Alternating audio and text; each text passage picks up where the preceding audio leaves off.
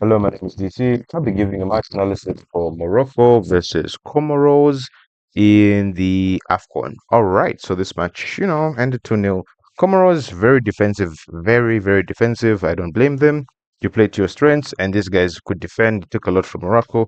But first of all, let's start analyzing the first goal. All right, so Morocco, they're camping here. They've made the pitch smaller. They're trying to box them in because look at this one. Three, four, five, six, seven, eight, probably two more players behind, right? And then at this point here, it's a problem. You have a player that has time and space to pick a pass, and that's one thing you don't want. Amrabat. You might say, no, he's bad, but he can pick out a pass. As long as you give someone space and time, they just can just flick the ball up to wherever they, want to. Unless you give the ball to Ugarte, who will give it to, the supporters or the camera people. All right, that was just a joke. All right, so space and time, right? So this is Mazraoui. He is alone, unmarked, and the funny thing is that he is okay because this ball will not just magically teleport here. No, no, no. It has to travel all the way in the air. So this player has enough time to get towards that, right? And before we even get to that, I mean, he's way too far because trust me, there's more than enough men to probably deal with this. He sees the danger. You can see him running. He should at least be closer. I can understand if he goes back just to be in front of him so that he doesn't concede any space. But really, there should be more pressure on Amrabat. I don't care because if you're this close to the box, anything can happen. Anything can happen. All right, so Amrabat plays a clip ball. And then, okay, so he's this defender right here. He was just looking. He was looking at the ball. He had no idea of where Mazraoui was. Mazraoui quickly runs in behind him. And as I'm sure, as you've noticed, there's this space that's been created. And in football, this space would just move. So, sorry, I think gap would be a much more appropriate term. So this gap will simply move from where it is here to another point in the pitch. And that's how space is created. All right, so he's clipped the ball right, and then like it's floating. This Comoros player, he's reacted slowly, but he has enough time to get in position. Because let's look at this ball floating, right? And that's horrible right there because he does not need to really do that. He puts himself behind even more by that motion. And this is just 2 seconds. Because look at this. Look at that. Look at how Mazraoui goes, and then look at how the Comoros player goes. Because ideally, what you'd want to do is to be back slightly. You'd want to be behind Mazraoui so that he does not have to start turning around or just making unnecessary curves and things like that, and which would slow him down to get the ball. Play this. So yeah, that was very unnecessary. I don't know if he's trying to pull his hand up for an offside. Okay, so at this point, Mazraoui is facing this way. So immediately what you want to do is do not allow him to turn. Let's see what the Comoros player does. At this point, be very strict. At this point, yeah, be very strict with him. I'd actually give him this. I'd actually give him this way. I wouldn't give him this way because he can clip the ball in and he's unmarked. And since he's pushed up this side, he's practically playing him on side. So I would rather want to push him towards the side of the pitch. Let's see what the Comoros players do. Let's see what the Comoros player does. He doesn't. I don't think he's aggressive enough because Mazraoui turns too easily, and even then, like he just. I think he should have been more aggressive, not as in to foul him, but just to put more effort such that he does not turn so easily. Brahim Diaz, no one's marking him. Number 15, he can clearly see. He is seeing. If you can see something, act upon it. Yeah, because sometimes in other situations it's ideal to let your other teammate know, but at this point he's in the best position. He's behind him. Brahim Diaz can see that. He can take a few steps forward so that when this ball gets played in, he can arrive right on time to be right on Brahim Diaz as the shot is being taken.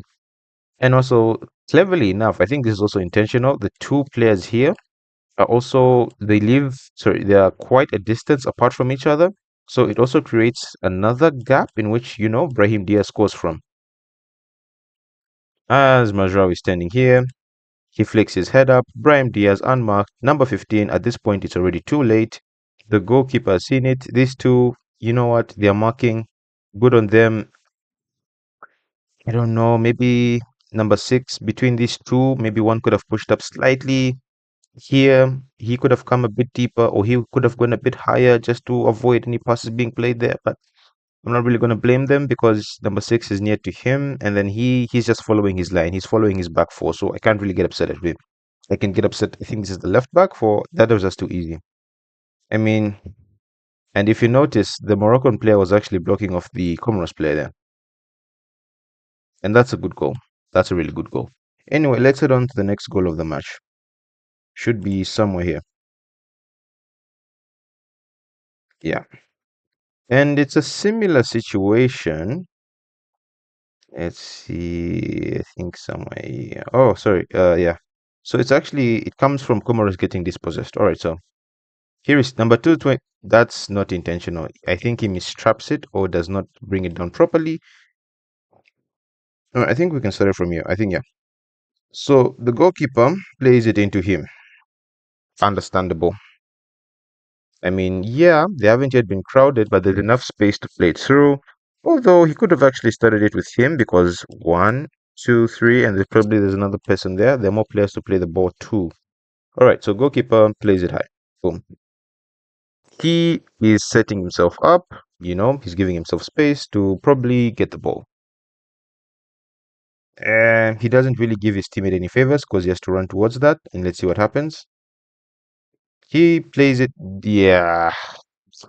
These two actually do the right thing, but it's just one of those. They should have just kicked it out because pressure was building. He had someone behind him, and I don't think he was. I think that's fired into him. Let's look at the pass. Nah, then again, he also fails to control it. So sometimes what you do, you play a slower ball so that the teammate that's arriving on the ball has enough time to sort his feet out so that he can either play it back to the goalkeeper, back here, or just do maybe a turn or something. He plays it quick and not to say that he's bad, but like he could have done better. But I can understand why he miscontrols that. And then just like that, they lose the ball. All right. So this is from dispossession, and the problem when you lose the ball, your teammates have already gone higher up, expecting that you'll be able to play that from the back. So you're already at a man disadvantage. All right. So at this point, immediately pressure. He can pressure him, and then he can set up so that he can go and immediately pressure him. Same thing with number 22. What you don't do is one, he's looking at the ball, two, he's looking at the ball, three, he's looking at the ball. Because this is the best time to get the ball. Something about gegen pressing, when the best time to get possession of the ball is immediately you lose it. Anyway, I know this was probably not in their game plan. Look at how much time he has. Okay, let's just play this one more time. Yeah, misplay. So from the time he gets the ball, so at this point he's in possession of the ball, right? He has enough time to drop, look around. No one decides to pressure him because I would immediately pressure him. I don't care. He's the best one because he forces this pass here, and then they can probably, yeah, he might play it here. But what you don't want is just to give the person time. Do not give the person the option of choice. Give them a give them a forced chance because they might make a mistake or they just end up recycling the ball, which will give enough time for your teammates to come back. All right, he has way too much time on the ball. He can't really step out because if he does, this is just massive space he does not want to concede. And he does well, he just maintains his position. All right, once again, a gap is forming. Oh, sorry, space. He's running behind. I don't know why.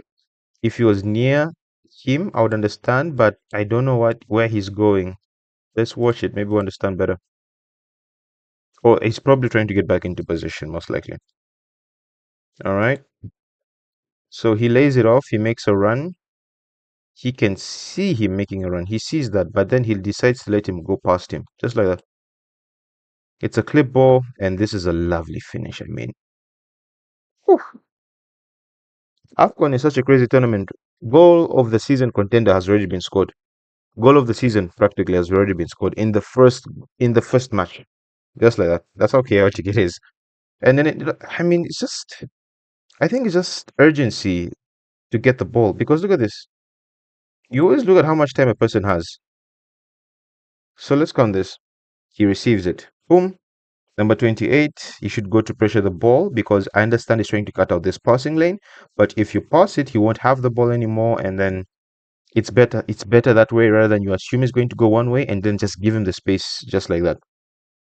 Yeah, because there's no reason for him to go there. He should have just pressured the ball so that he passes it to him and probably they have to recycle something.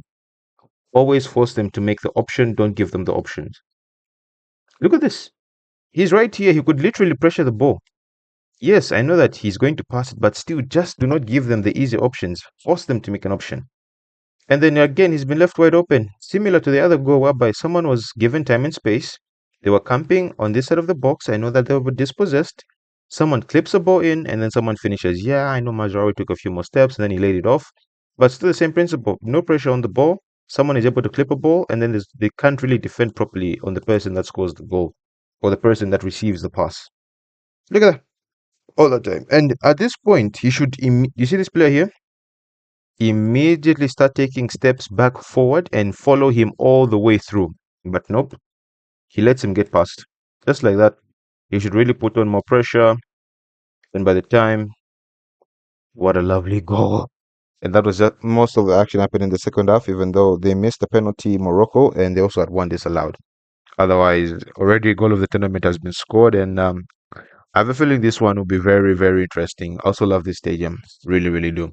Otherwise, that's been a match analysis for Morocco versus Comoros. Don't forget to like, share, and subscribe, and I'll see you in the next match analysis.